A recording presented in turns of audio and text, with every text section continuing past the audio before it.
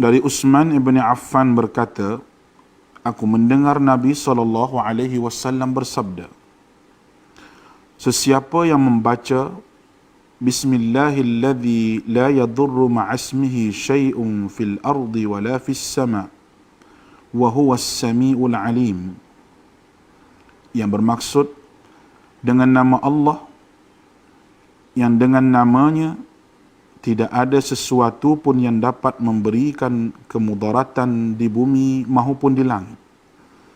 Dialah yang maha mendengar lagi maha mengetahui.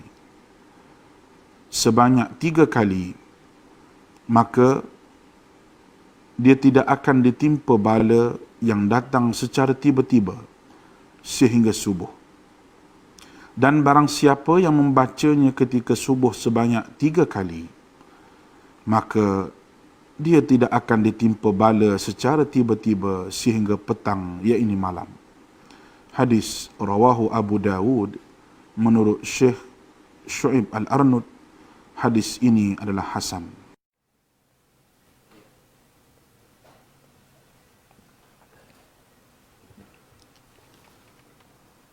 Bismillahirrahmanirrahim. Assalamualaikum warahmatullahi wabarakatuh. Alhamdulillah, nahmaduhu wa nasta'inuhu wa nahdihi wa nastaghfiruh. Wa na'udzu billahi min shururi anfusina wa min sayyiati a'malina. Man yahdihillahu fala mudilla lahu wa man yudlilhu fala hadiya lahu. Asyhadu an la ilaha illallah wa asyhadu anna Muhammadan abduhu wa rasuluh. Amma ba'd. Alhamdulillah, syukur pada Allah Azza wa Jal, pada hari ini kesempatan untuk berada dalam program tuition online Perlis Mengaji. Mudah-mudahan kita semua mendapat keberkatan daripada Allah Azza wa Jal. Kita masih berada di bulan Syawal yang penuh dengan barakah ini. Mudah-mudahan kita terus dengan amalan-amalan yang kita lakukan dalam bulan Ramadan untuk kita kuatkan jiwa dan hati kita untuk meneruskan kehidupan di atas muka bumi Allah ini, insya-Allah.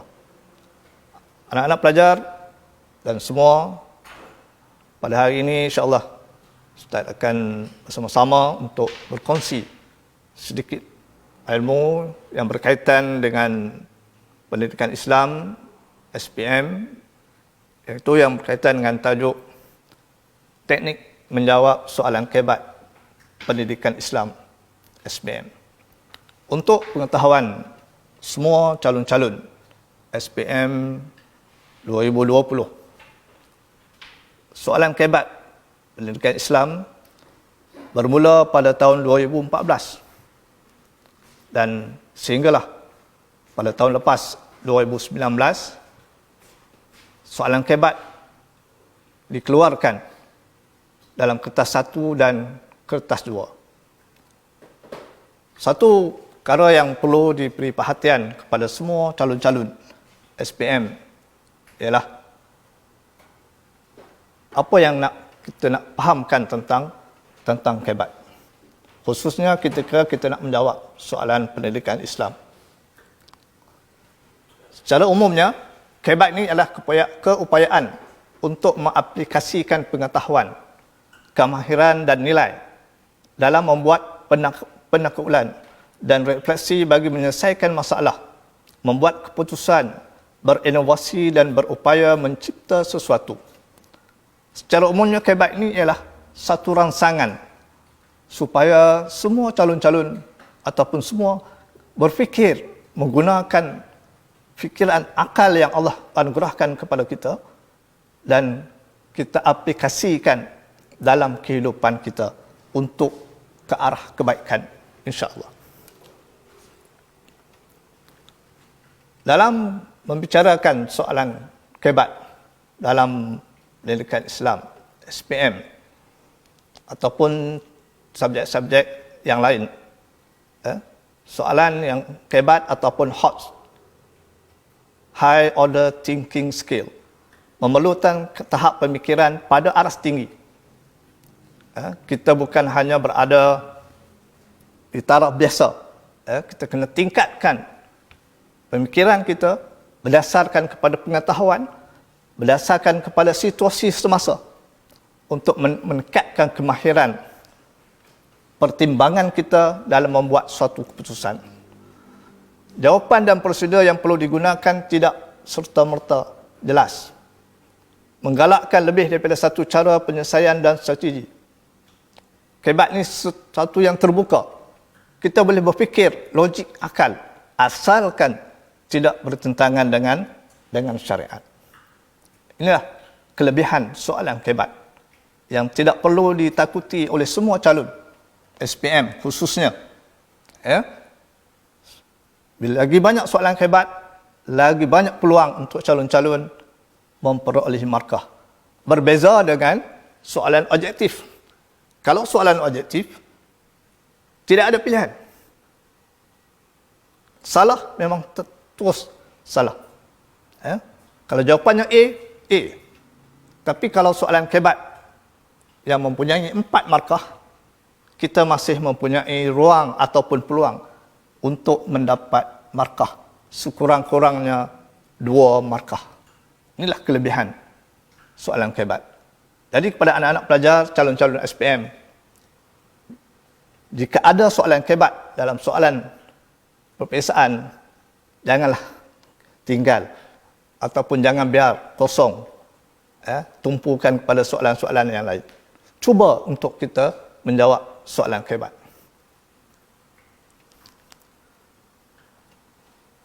Terdapat lebih daripada satu jawapan. Soalan kebat ni mempunyai lebih daripada satu jawapan. Bergantung kepada pengetahuan anak-anak pelajar sekalian. Soalan yang terbuka berbeza dengan soalan-soalan lain. Respon terhad. Kalau soalan bertanya tentang rukun haji, anak-anak pelajar tidak boleh mereka jawapan yang lain. Hanya rukun haji sahaja yang ada dalam hukum, maka tidak boleh diubah, direka-reka dengan perkara lain. Tapi soalan kebat bergantung kepada keupayaan anak-anak pelajar untuk berfikir. Apakah jawapan, apakah rasionalnya soalan tersebut dalam kehidupan kita.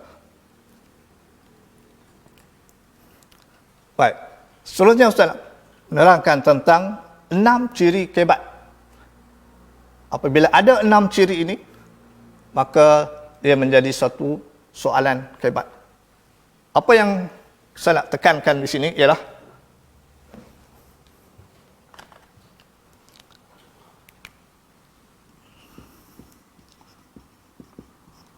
kebat, kemahiran berfikir aras tinggi.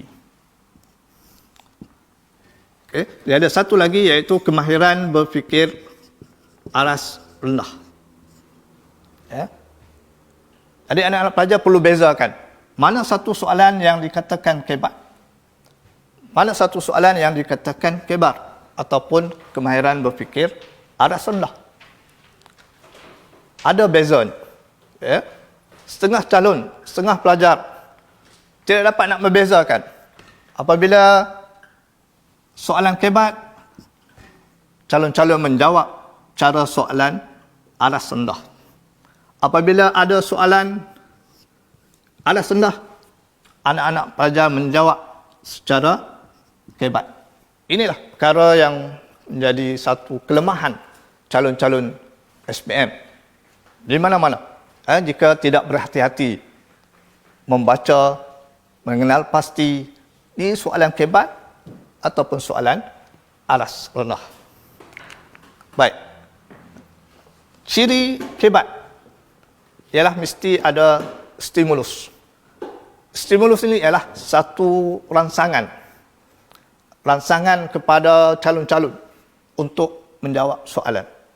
Diberikan satu pernyataan, diberikan gambar, supaya kita mudah faham, untuk memudahkan kita menjawab soalan kebat. Yang kedua ialah pelbagai tahap pemikiran. Tidak semestinya soalan kebat ini terlalu tinggi. Kadang-kadang ditanya tentang pandangan. Kita boleh memberikan apa juga pandangan yang bersesuaian dengan tajuk ataupun soalan yang diberikan. Item berbeza dan tidak berulang. Dia tidak akan berulang-ulang. Hanya perkara yang telah ditetapkan. Kemudian konteks baru. Suatu perkara yang mungkin kita tidak pernah alami sebelum ini. Maka itu dipanggil sebagai termasuk dalam ciri-ciri kebat. Kemudian situasi. Ciri yang kelima ialah situasi. Situasi sekarang kita berada dalam musim, berada dalam perintah kawalan pergerakan bersyarat, perintah kawalan pergerakan pemulihan. Situasi. Soalan kebat boleh ditanya dalam situasi semasa. Dan yang keenam, dalam soalan kebat, dia ada clue atau kata kunci. Kata kunci inilah yang membantu calon-calon untuk menjawab soalan. InsyaAllah kita akan lihat selepas ini.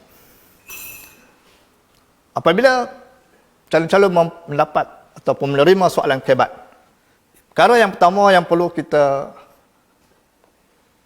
tekankan ialah fahami situasi atau penyataan yang dikemukakan. Umat Islam yang menjadikan Al-Quran dan hadis sebagai panduan akan menjadi umat yang cemerlang dunia dan akhirat.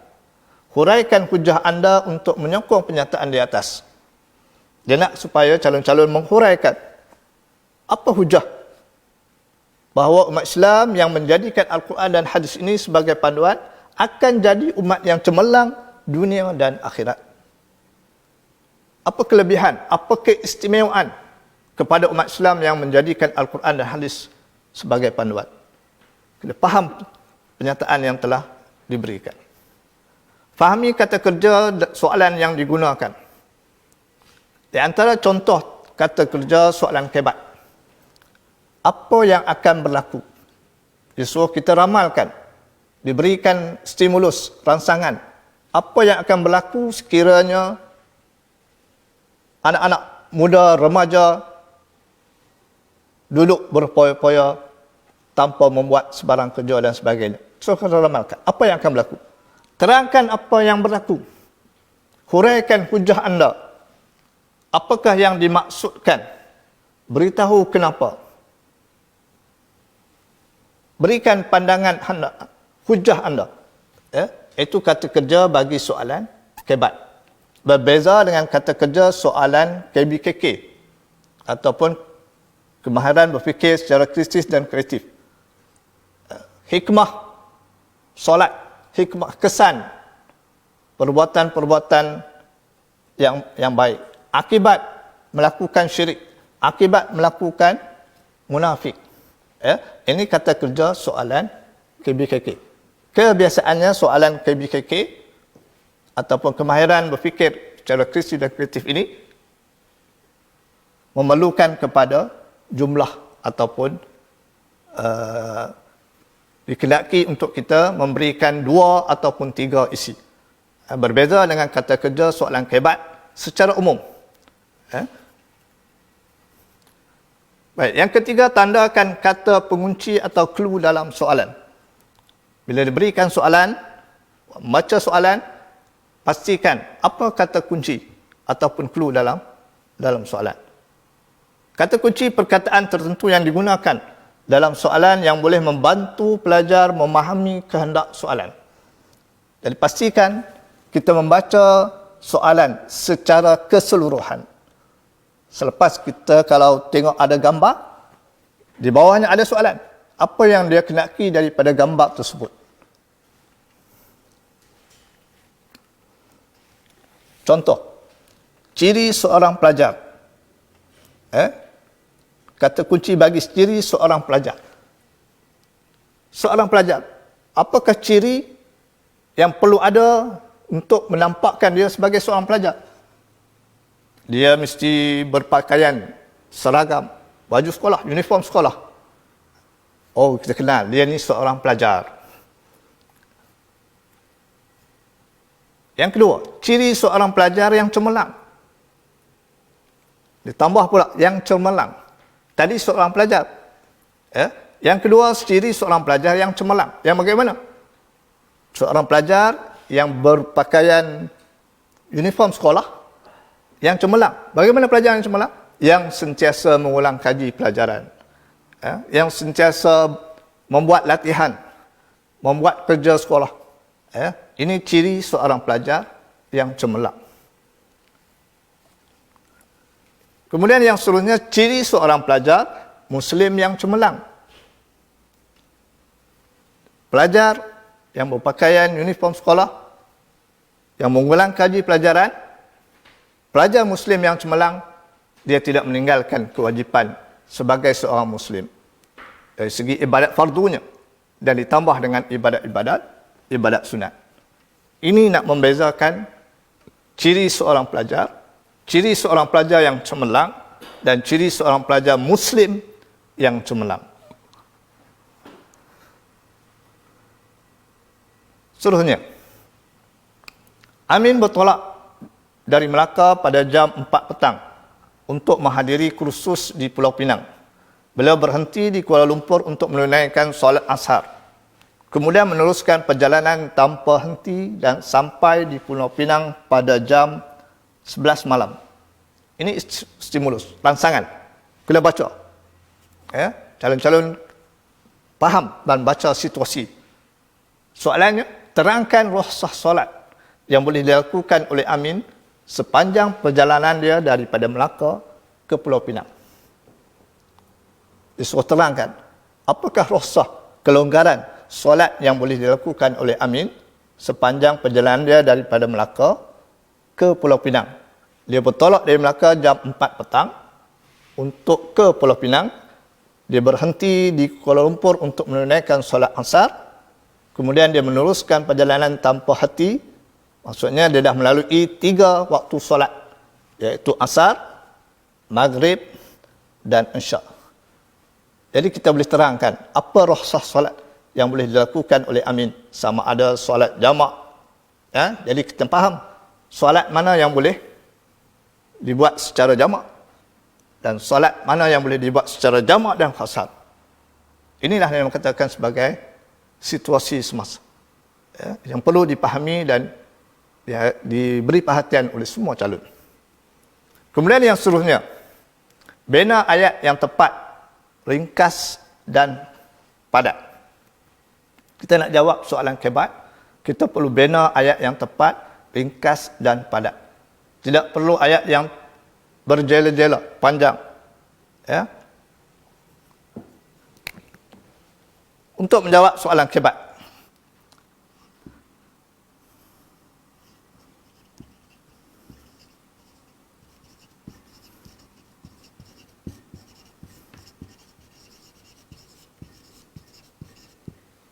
jawab dalam satu perenggan.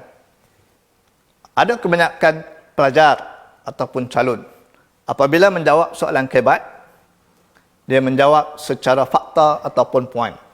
Inilah kesalahan calon-calon ataupun pelajar ketika menjawab soalan kebat. Kerana soalan kebat mesti dijawab dalam perenggan. Tidak boleh dijawab secara poin ataupun fakta. 1, 2, 3, 4. Jadi ini kena berhati-hati. Kalau soalan kebat biasanya 4 markah. Kalau calon-calon menjawab secara poin ataupun fakta, keberangkalian pelajar untuk dapat markah 4 markah amat jauh. Kemungkinan hanya 1 ataupun 2 markah. Paling banyak pun 2 markah. Inilah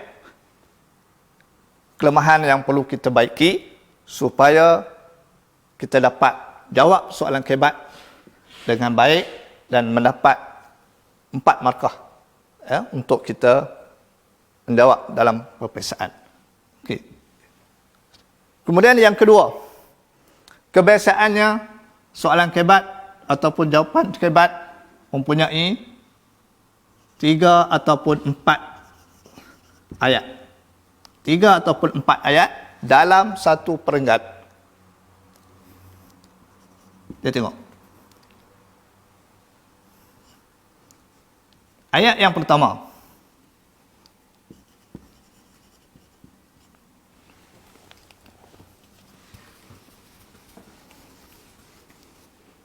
Mesti mengandungi isi bersama dengan huraian.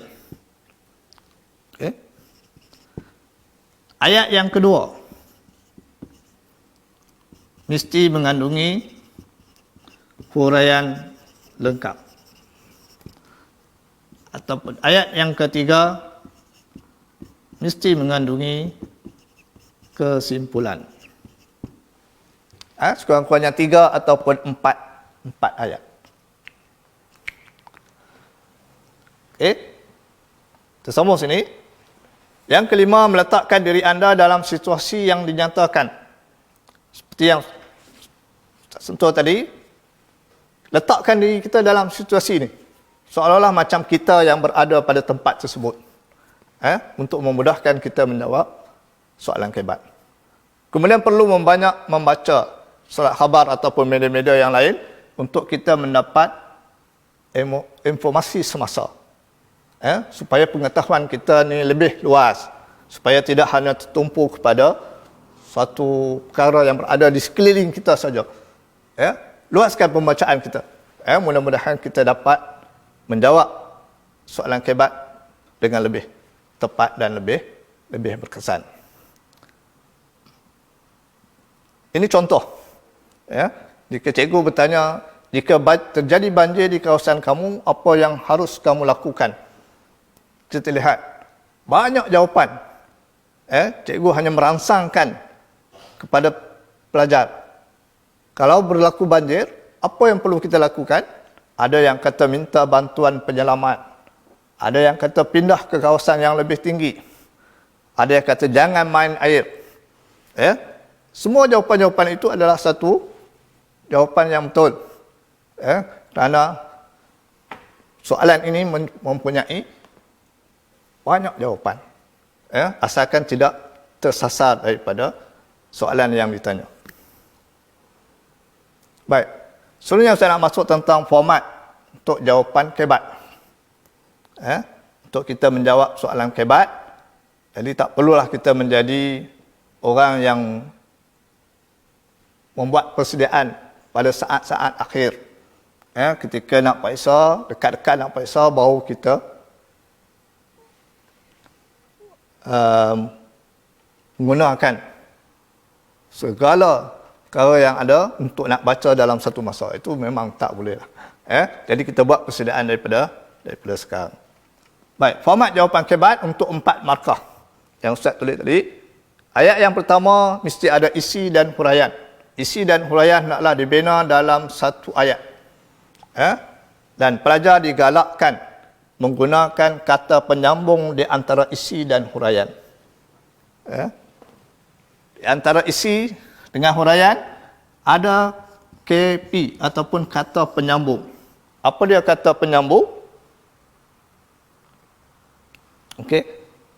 Antara contoh kata penyambung ialah supaya, dengan, kerana, dan, serta, kemudian, agar, meskipun, sekiranya, semoga, sampailah. Maksudnya mesti ada kata penyambung untuk kita menghuraikan isi yang kita bagi. Okey. Kemudian ayat yang kedua mempunyai huraian lengkap. Bina jawapan isi dan huraian dalam satu ayat dan menggunakan kata penyambung antara isi dengan huraian. Jika soalan kebat hendakkan kepada 2 isi, maka kita boleh mulakan isi yang kedua dengan menggunakan selain dari itu. Jika hanya 4 markah, kebiasaannya dia nak kepada 1 isi sahaja. Bila 1 isi, maksudnya kita tidak boleh mulakan huraian lanjut ataupun huraian lengkap dengan perkataan selain daripada isi. Kerana jika calon-calon menggunakan selain daripada itu, calon-calon telah memulakan isi yang kedua. Memulakan isi yang kedua. Jika memberikan 2 isi dan 2 huraian, maka calon untuk mendapat 4 markah amat tipis lah. Kecuali ada setengah tahun. Setengah tahun diberikan soalan kebat, Diperlukan kepada dua isi dan dua huraian. Tapi jalan selamat ialah pada pelajar memberikan isi, huraian lanjut dan kesimpulan mengikut format biasa. Kemudian yang ketiga, ayat yang ketiga atau ayat yang kedua ialah huraian lengkap. Hendaklah dibina dalam satu ayat. Saya akan menerangkan konsep sebenar ajaran Islam serta menerangkan kesalahan dalam pegangannya. Ini kerana amalan orang yang sesat tidak diterima oleh Allah. Kita tengok. Okey? Baik. Yang keempat, ayat untuk kesimpulan juga hendaklah dibina dalam satu ayat. Mulakan bahagian kesimpulan dengan menulis kesimpulannya ialah. Kesimpulannya ialah. Okey? Mulakan dengan kesimpulannya apa dia? Kemudian untuk ayat kesimpulan dia mesti mengandungi 3 perkara. P-I-H, iaitu pendahuluan. Macam mana nak buat ayat pendahuluan? Kita sepatutnya sebagai umat Islam hendaklah. Okey, itu dipanggil ayat pendahuluan. Kemudian baru kita masuk kepada isi. Isi ni berkaitan tentang tajuk soalan tadi apa dia? Tentang apa? Dan kemudian ada huraian sedikit. Sebenarnya untuk kesimpulan ini, calon-calon boleh gunakan dia sebagai menjawab soalan pengajaran dalam kertas 2 untuk bahagian Al-Quran dan hadis. Dan guna pakai juga format pengajaran itu untuk menulis kesimpulan dalam soalan hebat. Gunakan 2. Satu cara untuk 2 soalan. Baik. Contoh, kesimpulannya, saya perlulah meningkatkan ilmu berkaitan akidah supaya tidak mudah terpengaruh dengan akidah yang salah. Maksudnya dimulakan ayat kesimpulan itu dengan perkataan kesimpulan. Okey. Perhatian kepada semua calon-calon. Mulakan jawapan dengan menulis semula sebahagian soalan. Contoh, huraikan hujah anda sekiranya manusia hanya menggunakan akal fikiran dalam setiap tindakan mereka. Jadi kita nak mulakan jawapan soalan kebat ini. Hujah saya, sekiranya manusia hanya menggunakan akal fikiran, ialah. Okey, barulah masuk kepada isi. Maksudnya kita mulakan jawapan itu dengan tulis sebahagian daripada soalan. Untuk apa? Untuk memudahkan kita. Untuk kita mengingatkan kepada ayat ataupun soalan ini tentang apa. Baik. Tidak mengulang ataupun menggunakan perkataan-perkataan yang digunakan dalam ayat soalan di mana-mana bahagian jawapan. Sama ada I itu ialah isi, ataupun H pada huraian, ataupun HL pada huraian lengkap, ataupun pada K kesimpulan. Maksudnya kita tidak mengambil balik soalan, tidak salin balik soalan, tidak gunakan soalan untuk menjawab soalan, menulis isi, menulis huraian, menulis huraian lengkap, menulis kesimpulan, kita gunakan soalan. Ini tidak dibenarkan kerana calon-calon tidak akan dapat markah sekiranya menggunakan semula soalan untuk menjawab soalan hebat. Ini tolong berhati-hati kepada semua calon-calon. Contoh, umat Islam yang menjadikan Al-Quran dan hadis sebagai panduan akan menjadi umat yang cemerlang dunia dan akhirat. Huraikan hujah anda untuk menyokong pernyataan di atas. Ada calon yang menjawab, mereka yang menjadikan Al-Quran dan hadis akan menjadi umat yang cemerlang. Ini maksudnya dia menggunakan balik soalan yang diberikan. Tidak ada idea baru, tidak ada isi baru yang nak dikemukakan. Dia hanya mengambil balik daripada soalan. maka calon-calon tidak akan dapat markah. Sama ada 1 ataupun 2 ataupun 4 markah. Tidak menggunakan ayat yang menggunakan atau mengulang perkataan yang sama atau mana-mana bahagian Ustaz sebutkan tadi. Manusia akan sesat dalam kehidupan kerana tiada pegangan agama yang memberi paduan. Kesannya masyarakat akan sesat dalam kehidupan. Dia duk ulang benda yang sama. Dalam isi, dalam huraian, dalam huraian lengkap, dia guna perkataan yang sama. Dengan anggapan dia boleh dapat markah penuh. Tapi tidak. Itu tolong berhati-hati kepada semua calon. Payah-payah digalakkan menghuraikan kesimpulan. Sebab tu Ustaz galakkan supaya ketika menjawab kesimpulan, gunakanlah ayat yang awak jawab dalam pengajaran, ayat atau hadis dalam kertas 2. Boleh digunakan pakai ketika membuat ayat kesimpulan.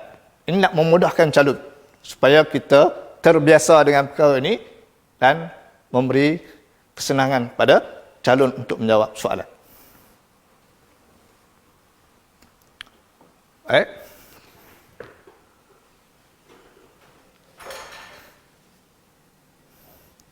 Okey, komponen kebat 4 markah. Kalau komponen kebat 4 markah, kalau isi, beri 1 isi, calon-calon akan mendapat 1 markah. Jika huraian 1 markah, huraian lengkap 1 markah, dan kesimpulan 1 markah. Tetapi, jika calon-calon menjawab, anak-anak pelajar menjawab isi dan huraian tidak bertepatan dengan soalan, tapi kesimpulan bertepatan dengan soalan, maka tidak ada markah akan diberikan. Untuk mendapat 1 markah, 2 markah, huraian lengkap dan kesimpulan betul, isi dan huraian salah, maka tidak akan mendapat markah. Dia mesti betul pada isi dan huraian, kemudian huraian lengkap dan kesimpulan untuk mendapat 4 markah. Baik anak-anak pelajar yang dikasihi sekalian, isi, apabila nak mencari isi, mestilah mengetahui apakah sebab punca jawapan ataupun punca bagi sesuatu masalah. Bagi masalah yang diberikan, apa punca tu? Dalam bab tidak menutup aurat, contoh. Masalah tidak menutup aurat. Apa puncanya? Apa sebabnya? Mungkin kerana jahil tentang agama. Mungkin kerana kurang didikan agama. Kita cari apa sebab, apa punca. Kemudian huraian, menjelaskan suatu perkara yang ditulis pada bahagian isi. Kalau isi kita tadi dipilih kerana jahil agama. Sebab apa jahil agama? Kerana dia tidak menuntut ilmu agama sejak kecil. Maksudnya dia dah menghuraikan isi yang diberikan tadi. Kemudian dia nak melakukan huraian lengkap. Untuk membuat ayat huraian lengkap, Ustaz nak peringatkan kepada calon-calon supaya mulakan ayat huraian lengkap, ayat yang kedua ini, dengan salah satu daripada kesan. Kesannya ialah, contohnya ialah, ataupun akibatnya ialah, ataupun calon-calon boleh bagi ayat Al-Quran ataupun dalil daripada ayat Al-Quran ataupun hadis, dan mesti dihuraikan. Ataupun boleh diberikan pepatah Melayu ataupun Arab, mesti dihuraikan pepatah tersebut yang berkaitan dengan isi yang diberikan, ataupun hukum yang bersesuaian bagi sesuatu masalah. Ini kalau untuk menjawab ataupun menulis huraian lengkap. Baik. Kemudian kesimpulan ialah cadangan dan berbentuk amalan sebagai penyelesaian, dan mesti ada kaitan dengan kehendak soalan.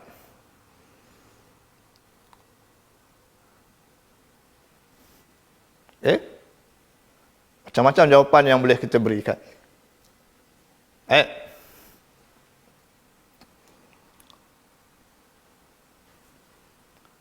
Ini contoh ya, bagi isi huraian diberikan contoh dan kesimpulan. Ya. Sebab apa Islam mewajibkan sembelihan? Ya. Kerana boleh mematikan binatang dengan cepat. Kerana menggunakan peralatan yang sesuai untuk sembelihan. Sebagai contoh, penyembelih menggunakan pisau yang tajam. Kesimpulannya, kita hendaklah yakin dengan amalan sembelihan binatang dalam Islam kerana selari dengan konsep ihsan dan tidak bersifat kejam. Terlalu simple dan mudah untuk kita menjawab soalan kebat.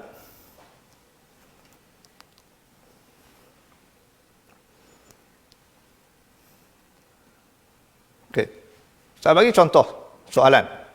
Mengapakah ramai remaja jarang menunaikan solat di masjid? Sebab apa remaja jarang?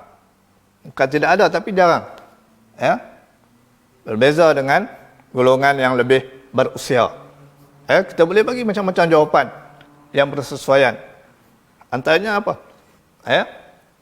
Kerana lebih suka berpoya-poya, lebih suka membuang masa dengan perkara-perkara yang tidak berfaedah. Ataupun kerana tidak mendapat didikan, asuhan daripada keluarga daripada kecil. Itu semua jawapan-jawapan yang boleh pelajar berikan ketika menjawab soalan kebat. Kerana iman yang lemah, kerana malas melakukan ibadah. Ini semua jawapan-jawapan yang boleh diberikan untuk menjawab soalan kebat. Baik.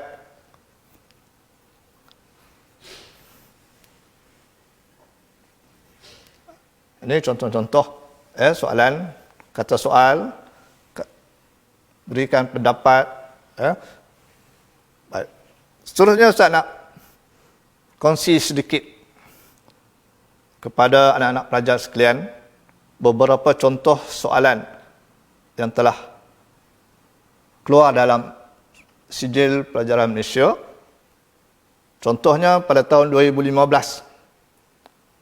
Kenal pasti perkara yang tidak menepati syariat Islam dalam majlis perkahwinan dan berikan komen anda. Ini contoh soalan kebat tahun 2015. Antara contoh jawapan yang diberikan, dia nak supaya kita kenal pasti apa perkara yang tidak menepati syariat Islam dalam majlis perkahwinan. Kita semua pernah menghadiri majlis perkahwinan. Kita boleh faham, tengok apa perkara-perkara yang boleh menyebabkan lari daripada syariat Islam. Antaranya ialah mengadakan kenduri perkahwinan secara berlebih-lebihan sehingga membazir. Kita tak digalakkan untuk mengadakan kenduri kahwin secara berlebih. Kahwin lebih tak apa. Kenduri kahwin lebih, berlebih-lebihan, membazir, itu tidak dibenarkan dalam Islam. Kerana apa? Kerana makanan, minuman ataupun persediaan lain dibuang setelah majlis selesai. Perbuatan membazir adalah dilarang dalam agama kerana dianggap saudara syaitan. Oleh itu, kenduri kahwin hendaklah dirancang agar tidak berlaku pembaziran. Ini contoh soalan dalam tahun 2015. Kemudian soalan yang kedua, bagaimana ibadat korban dapat memupuk perasaan kasih sayang dan silaturahim dalam kalangan umat Islam? Bagaimana kita nak jawab soalan ini? Bagaimana ibadat korban memupuk perasaan kasih sayang dan silaturahim di kalangan umat Islam? Sebagai contoh, ibadat korban dapat memupuk kasih sayang dan silaturahim. Maksudnya diambil balik sebahagian daripada soalan melalui pengorbanan golongan yang berkemampuan menyembelih binatang korban. Kerana orang miskin dapat bersama-sama menikmati daging korban, kesannya dengan pemberian daging korban dapat mengeratkan hubungan antara orang yang berkorban dengan penerima daging korban. Oleh itu, ibadat korban dapat memupuk rasa kasih sayang tanpa mengira miskin atau kaya. Ini contoh jawapan, tapi contoh jawapan ini Ustaz berikan secara fakta. Apabila peserta calon hendak menjawab dalam peperiksaan, hendaklah dia jawab secara perenggan. Dibuat dalam satu perenggan, disambung semua sekali, gabungkan 3 ataupun 4 ayat ini dalam satu perenggan. Seterusnya, Sebahagian ahli tafsir berpendapat ulil amri dalam ayat di atas bermaksud pemimpin, manakala sebahagian yang lain mentafsirkannya sebagai ulama. Berikan pendapat anda berserta hujah. Jadi diminta supaya diberikan pendapat kita dan hujahnya. Ya. Pada pendapat saya, contoh, ulil amri dalam ayat di atas bermaksud pemimpin. Ya. Maksudnya dipilih pemimpin. Ada yang jawab, pada pendapat saya ulil amri dalam ayat di atas ialah sebagai ulama. Terpulang pada pelajar untuk menjawab mana satu. Kalau dipilih pemimpin, maka diberikan hujah-hujah. Pemimpin adalah ketua yang bertanggungjawab terhadap orang yang dipimpinnya. Contohnya, ketua sebuah keluarga ialah seorang bapa. Kita hendaklah mentaati bapa selagi mana tidak bertentangan dengan perintah Allah. Sebuah keluarga akan aman bahagia bila anak-anak mematuhi perintah ibu bapa. Terlalu mudah dan simple untuk kita menjawab soalan kebat.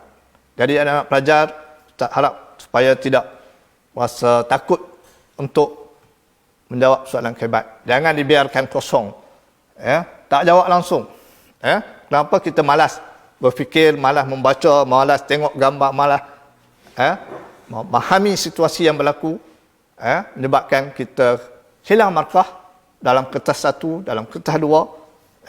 Kalau dicampur semua soalan kebat, soalan kertas satu dan kertas dua, kemungkinan lebih 20 ataupun 30 markah di situ. Jadi satu kerugian kepada pelajar jika meninggalkan soalan kebat. Baca dengan hati-hati, insya-Allah kita akan dapat menjawab soalan kebat dengan betul dan seluruhnya dapat mendapat putusan yang cemerlang. Dan yang terakhir, sebelum Ustaz berhenti, kita tengok soalan yang hospital mesra ibadah merupakan satu konsep baru yang memberikan perkhidmatan terbaik dan profesional dalam memberi keselesaan kepada pesakit melakukan ibadah. Pada pendapat anda, ditanya pendapat, bagaimana konsep ini dapat dilaksanakan oleh pihak pengurusan hospital? Jadi kita faham situasinya di sini ialah bagaimana hospital dapat melakukan suatu program, satu amalan untuk memberi keselesaan pada pesakit melakukan ibadah. Contoh jawapan yang boleh kita berikan. Pihak pengurusan hospital boleh menyediakan pembantu khusus, membantu pesakit menunaikan solat. Ada pegawai agama di hospital.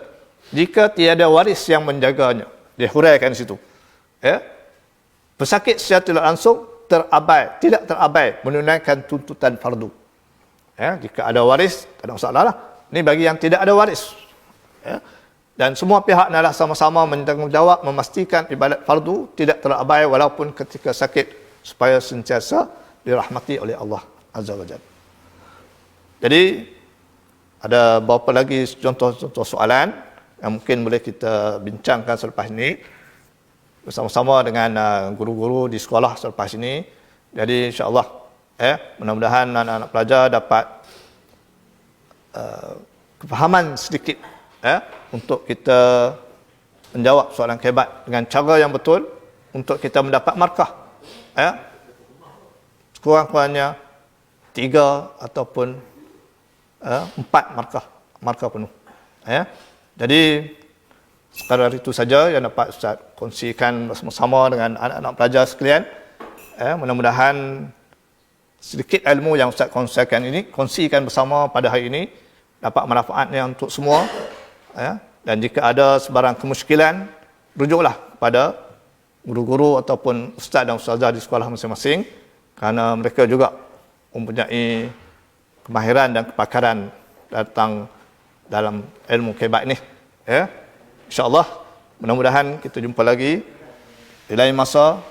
Maaf atas segala kekurangan, kelemahan sepanjang Ustaz bersama-sama dalam program pada hari ini.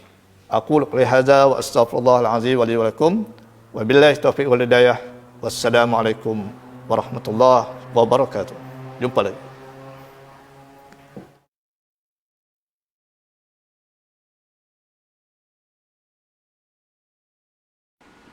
Daripada Anas bin Malik radhiyallahu anhu berkata, Nabi SAW pernah berdoa, Allahumma inni a'udzubika minal barasi wal jununi wal juzami wa min sayil asqam. Ya Allah, aku berlindung denganmu daripada penyakit sopak, penyakit gila, penyakit kusta dan penyakit-penyakit yang buruk. Hadis diriwayatkan oleh Al-Imam Abu Dawud dengan sanad yang sahih.